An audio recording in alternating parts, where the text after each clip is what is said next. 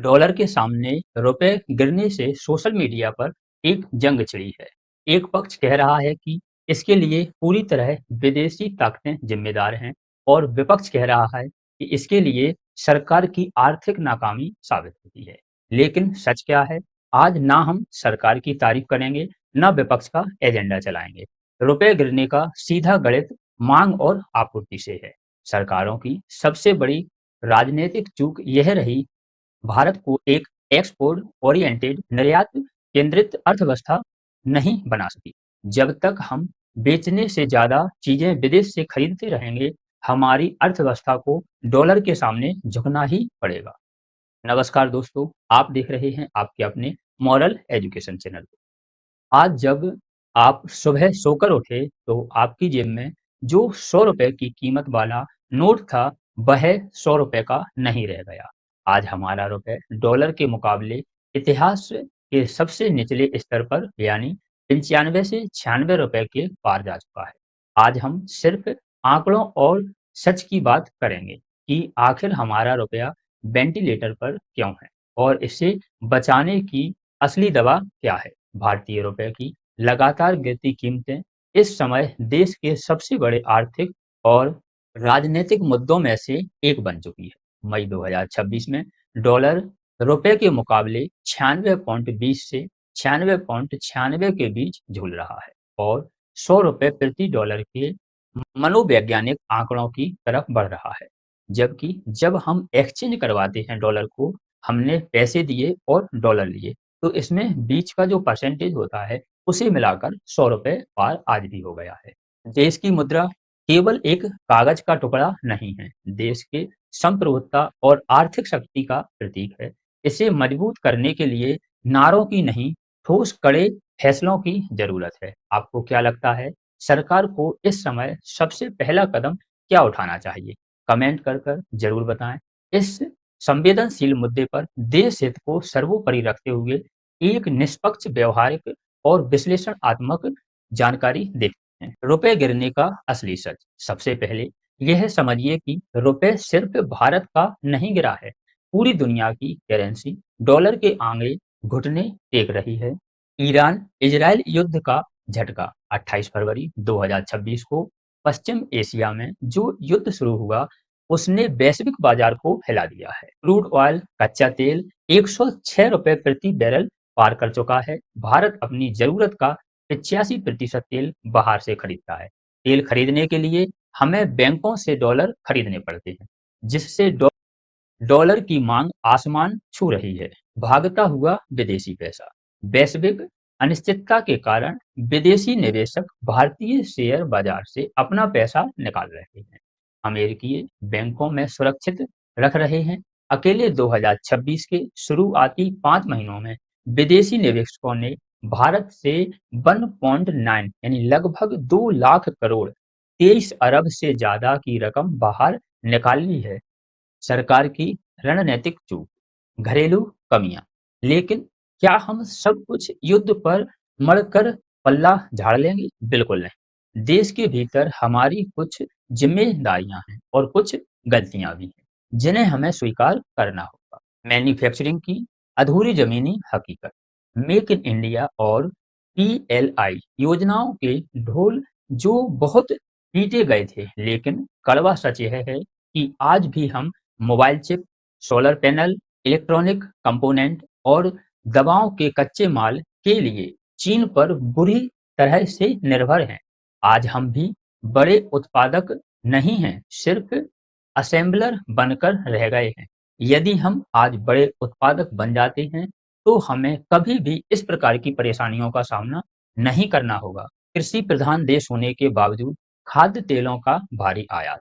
क्योंकि भारत एक विशाल कृषि प्रधान देश है, इसके बावजूद हमें अपनी जरूरत का लगभग 60% खाद्य तेल जैसे पाम ऑयल, सोयाबीन ऑयल विदेशों से आयात करना पड़ रहा है। सरकार ने national mission of edible oils शुरू तो किया, लेकिन इसके क्रियान्वयन की गति बहुत धीमी है। मिशन आज भी हमें आत्मनिर्भर नहीं बन पाए हैं। सर, हम हर साल खाद्य तेलों के आयात पर भारत को अरबों डॉलर खर्च करने पड़ते हैं, जो कि एक शुद्ध रूप से घरेलू स्तर पर हल होने वाली समस्या है। इसके लिए हमें किसानों के लिए जो भी आवश्यक सामग्री है, वह पूरी तरह से टैक्स फ्री कर देना चाहिए और उनके लिए नई-नई टेक्नोलॉजी के हिसाब से कृषि के में योगदान देना चाहिए, उन्हें जानकारी देना चाहिए और नई-नई टेक्नोलॉजी से कृषि खेती करवाना चाहिए, जिससे यह समस्या हल हो सके। सोने का अत्यधिक आयात और जनता से अपील। भारत में सोने की दीवानगी देश की तिजोरी खाली कर रही है। अकेले पिछले साल 72 अरब का सोना आयात हुआ था। सरकार ने भौतिक सोने के विकल्प जैसे सॉवरेन गोल्ड बॉन्ड को इतना आकर्षक नहीं बना पाए कि हम लोग असली सोना खरीदना छोड़ दें। चुनावी राजनीतिक बनाम कड़े फैसले। 4 राज्यों के चुनावों के कारण सरकार ने 2 महीने तक देश में डीजल पेट्रोल के दाम नहीं बढ़ाए, जिससे तेल कंपनियों पर दबाव बढ़ा और आज चुनाव खत्म होते ही अचानक कीमतें बढ़ानी पड़ी, जिससे महंगाई को और हवा मिल गई। आम आदमी और देश पर असर।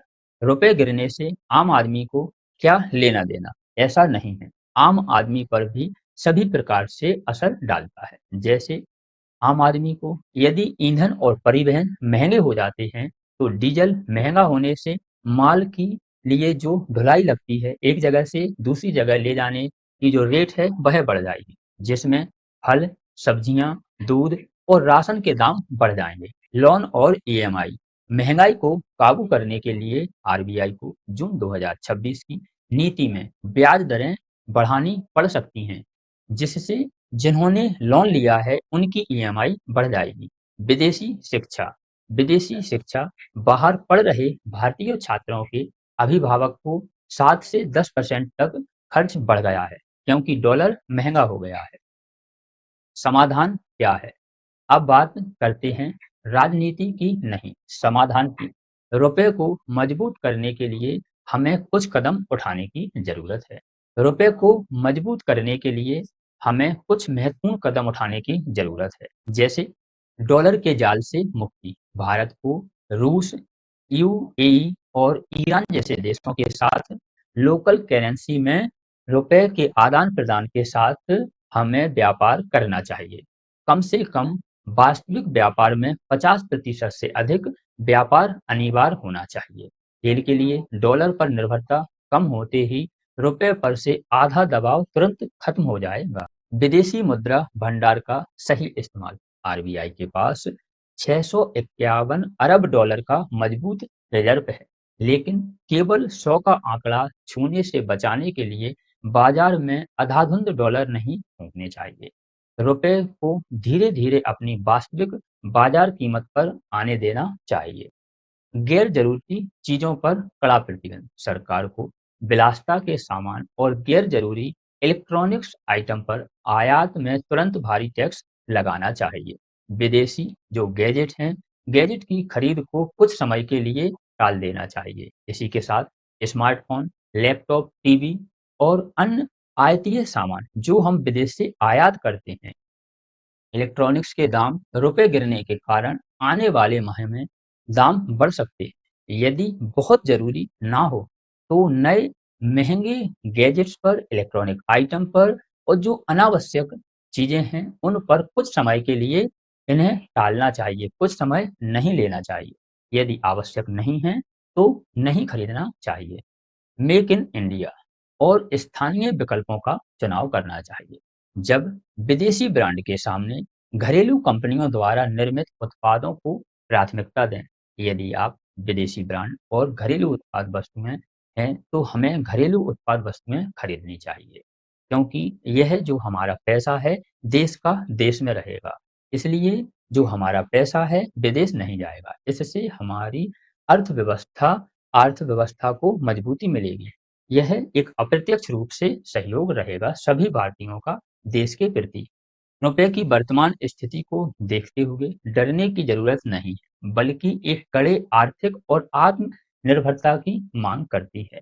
एक मजबूत मुद्रा के लिए केवल एक मजबूत दावे ही नहीं, बल्कि मजबूत मैन्युफैक्चरिंग बेस और कड़े नीतिगत फैसले की आवश्यकता है।